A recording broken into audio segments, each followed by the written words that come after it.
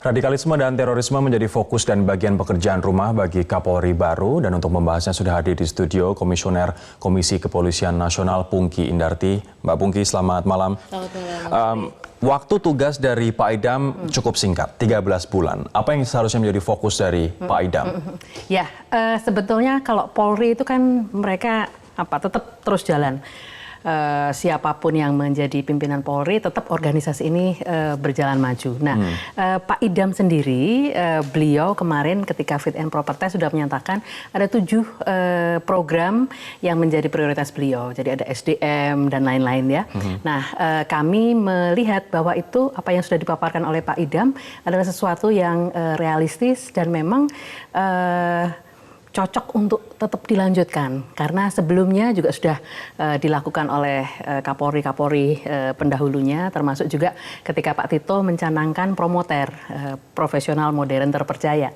Jadi apakah sudah ada masalah? Apakah sudah ada success story untuk menjadi SDM yang unggul yang promoter yang Ibu sampaikan tadi? Anda sudah melihat ada betul. Kalau proof point-nya. Itu betul. Jadi begini, kami di Kompolnas ini kan diberikan kewenangan untuk memberikan untuk melihat, menganalisa SDM Polri, kemudian anggaran dan juga sarana prasarana. Nah, satu ketika contoh kecil saja saya sampaikan, kami pergi ke Sudan. Jadi di Sudan itu ada pasukan perdamaian Indonesia, di mana Polri mengirimkan anggota-anggotanya. Dan Polri itu menjadi yang nomor 1 dibandingkan dengan negara-negara lain. Dalam hal jumlah? Dalam hal service, pelayanan kepada masyarakat, kemudian bagaimana mereka membantu untuk menjaga keamanan kota Darfur misalnya. Dan masyarakat di sana itu lebih senang dengan adanya orang Indonesia. Mereka bilang Indonesia tamam, polisi tamam, mereka bilang begitu. Nah, jadi itu satu contoh bahwa Indonesia polisi SDM-nya sangat diakui. Di dunia internasional diakui, tapi di negara kita harus diakui masyarakat banyak yang skeptis, masyarakat banyak yang pesimis terhadap polisi. Bahkan menilai polisi secara negatif. Saya nggak setuju dengan pendapatnya Mas Rory. Mungkin itu pendapat banyak orang, bukan pendapat saya. Masyarakat melihat bahwa polisi yang paling dikritik oleh masyarakat karena polisi setelah reformasi itu berhadapan secara langsung dengan masyarakat. Kalau dulu kan dengan ABRI ya. Betul. Nah, jadi kemudian setelah reformasi itu kan polisi yang tugasnya paling depan. Nah, oleh karena itu mulai dari misalnya pelayanan, pengayoman, perlindungan sampai penegakan hukum. Rata-rata memang yang menjadi komplain masyarakat adalah penegakan hukum. Nah, penegakan hukum di Indonesia ini sebetulnya kalau kita mau sesuai dengan aturan, ini the last resort. Upaya terakhir. Nah, tapi ternyata penegakan hukum ini dianggap sebagai yang pertama. Jadi polisi identik dengan penegakan hukum. Nah, padahal sebetulnya yang penting bagi polisi adalah bagaimana mereka bisa melakukan tindakan-tindakan untuk melayani, mengayomi dan melindungi masyarakat. Kadang-kadang kita juga harus mengakui bahwa penegakan hukum itu justru malah jadi alat transaksional, Bu. Nah, bagaimana untuk menghindarkan itu? Di bawah Pak Idam, ini Pak Idam dalam 7 poinnya juga penguatan penegakan hukum yang profesional dan berkeadilan. Sehingga penegakan hukum in the name of transactional activities seharusnya sudah tidak ada lagi. Atau minimal jauh berkurang. Iya, saya setuju dengan itu. Dan kami berharap memang salah satu yang disinggung Pak Idam dalam program pokoknya kan penegakan hukum. Nah, penegakan hukum dibuat sedemikian rupa sehingga masyarakat tahu, transparan. Ini laporan-laporan yang datang ke Kompolnas misalnya, mereka mempermasalahkan mengenai bagaimana pelayanan reserse terhadap masyarakat. Jadi misalnya kaitannya dengan tidak diberikan SP2HP atau perkembangan proses lidik-sidik. Nah, itu kan masyarakat membutuhkan. Nah, hal-hal kecil yang sifatnya administratif ini penting jika diketahui oleh masyarakat. Nah, oleh karena itu polisi ke depan seharusnya juga bisa kaitannya dengan teknologi perkembangan teknologi membuat kasus, manajemen kasus, sehingga masyarakat bisa langsung tahu. Tapi ini memang kendalanya susah untuk bisa diakses di daerah-daerah remote. Nah, jadi ya kalau untuk di perkotaan saya rasa dalam waktu dekat akan ada itu manajemen kasus. Kita akan berbicara soal terorisme dan radikalisme nanti di segmen kedua, tapi saya ingin lebih soal suara-suara kritis juga dari masyarakat yang menurut perspektif Ibu seperti apa terkait dengan kasus-kasus yang belum selesai. Salah satunya adalah kasus Novel Baswedan. Anda percaya di bawah Pak Idam akan selesai, Bu? Saya percaya bahwa tidak ada kejahatan yang sempurna. Artinya cepat atau lambat kejahatan atau pelaku yang menyebabkan mata Novel mengalami kebutaan itu akan bisa terungkap. Nah, tapi memang harus didasarkan atas bukti-bukti dan saksi-saksi yang cukup. Karena sistem pidana kita kan masih melihat bukti-bukti saksi-saksi itu sebagai... Menurut Anda saksi yang memang belum cukup atau bukti belum cukup atau... will-nya dari polisi untuk mengungkap saya tidak melihat bahwa polisi nggak punya will ya, karena memang kami selaku Kompolnas juga melakukan kontrol terhadap polisi kaitannya dengan pengusutan kasus Novel. Jadi kami melakukan gelar perkara dalam kasus ini. Ada sekitar 7 atau 8 kali gelar perkara. Kemudian ketika Komnas HAM merekomendasikan kepada Kapolri untuk membentuk tim pencari fakta, saya salah satu anggota tim pencari fakta, dan dari situ kami selaku tim pakar ya, kami melihat bahwa saksi-saksi kita periksa, bukti-bukti juga kita periksa, dan memang ada keterbatasan orang yang menyaksikan misalnya itu sangat terbatas. Bukti-bukti juga artinya bukti dan saksi terbatas. kurang menurut Anda. Baik, kita nanti akan bahas soal radikalisme dan juga terorisme di bawah Pak Idam Aziz akan seperti apa penuntasannya, dan juga menurut Anda seharusnya seperti apa Kapolri yang baru bekerja memberantas radikalisme dan juga terorisme. Sesaat lagi.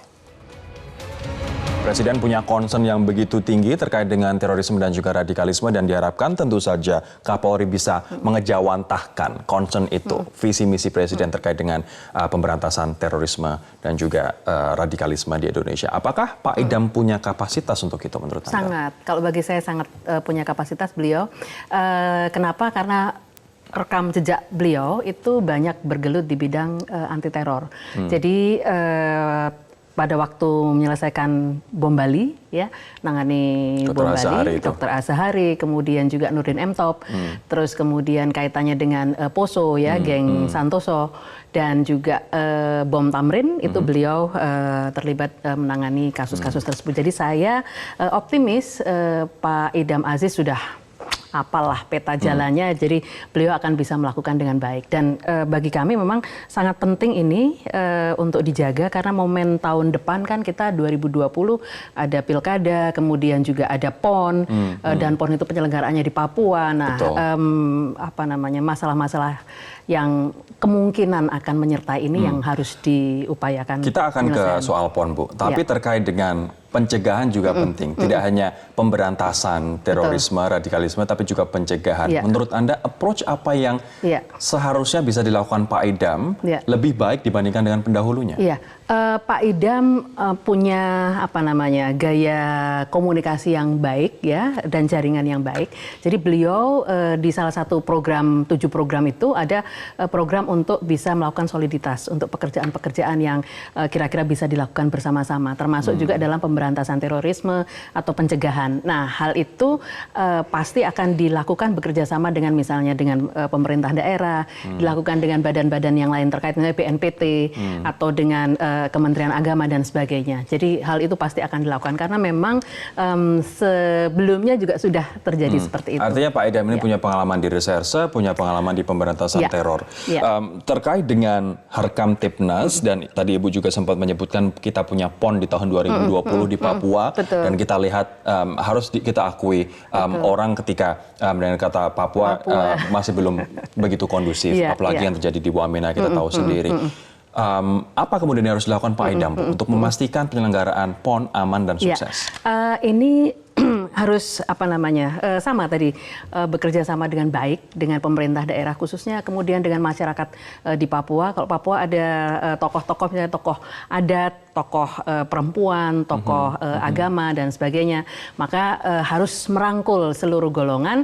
Karena kita yakin masyarakat Papua juga pengennya damai, pengennya ini sukses. Dan deteksi dini, saya rasa dengan deteksi dini yang baik, maka bisa dilakukan pencegahan-pencegahan. Jadi jangan sampai terjadi ledakan-ledakan seperti yang terjadi beberapa waktu yang lalu. Ini nampaknya akan jadi ujian pertama Pak Idam. Iya.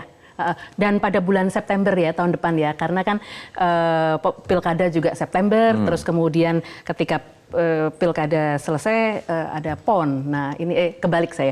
PON dulu baru kemudian pilkada. Nah jadi ini juga jadi apa namanya ya, jadi konsentrasi Pak Idam dan kawan-kawan yang lain. Tapi kalau saya melihat dari ujian sebelumnya, kita pilkada serentak tahun 2019, kemudian pemilu tahun 2019 itu sudah meyakinkan masyarakat bahwa polisi mampu untuk menangani ini ancaman-ancaman. Ada yang menarik dari apa yang disampaikan Pak Idam. Selain dia sangat rajin menyampaikan LHKPN-nya, dia juga mengatakan bahwa dia tidak akan menerima anggota polisi di rumah dinas. Karena menurut dia ada 3 tujuan anggota polisi datang ke rumah dinas: meminta jabatan, mempertahankan jabatan, kalau enggak ya meminta sekolah. Ibu melihat ini sebagai sesuatu yang spesial atau lip service? Itu sangat bagus dan kami akan awasi itu, gitu ya. Akan awasi itu. Karena Polri sendiri sebetulnya sudah ada peraturan Kapolri. Jadi kaitannya dengan LHKPN, kemudian kaitannya dengan hidup mewah, itu nggak boleh, dilarang sebetulnya. Dan juga ini kan bagian dari reformasi kepolisian yang masih belum usai. Jadi kita masih melihat juga bahwa ada polisi yang hedonis, arogan, kemudian ada juga yang menggunakan kekerasan berlebihan. Nah ini momentum bagi Pak Idam untuk juga mengkoreksi SDM di bawahnya agar tidak melakukan tindakan-tindakan yang bertentangan dengan reformasi kepolisian. Terakhir Bu, saya ingin menegaskan pertanyaan pertama tadi saya. 13 bulan, scale of priority akan seperti apa? Skala prioritas Pak Idam, saya rasa ya tadi terkait dengan SDM beliau, kemudian terkait dengan Harkamtipmas dan terkait dengan penegakan hukum. Itu saya rasa hal-hal yang krusial untuk dilakukan. Dan terakhir pengawasan. Jadi pengawasan juga dari internal itu pengawasan mesti harus menggigit. Dan kami dari eksternal termasuk juga dari media tetap akan mengawasi Polri. Oleh karena itu, Kompolnas pun juga dalam mengawasi juga harus menggigit, Bu. Menggigit, kita harus menggigit. Jadi jangan sampai polisi kemudian menjadi tidak dicintai masyarakat. Polisi harus dicintai masyarakat. Baik, terima kasih Bu Pungki Indarti, Komisioner dari Kompolnas atas waktu Anda di Prime Time News.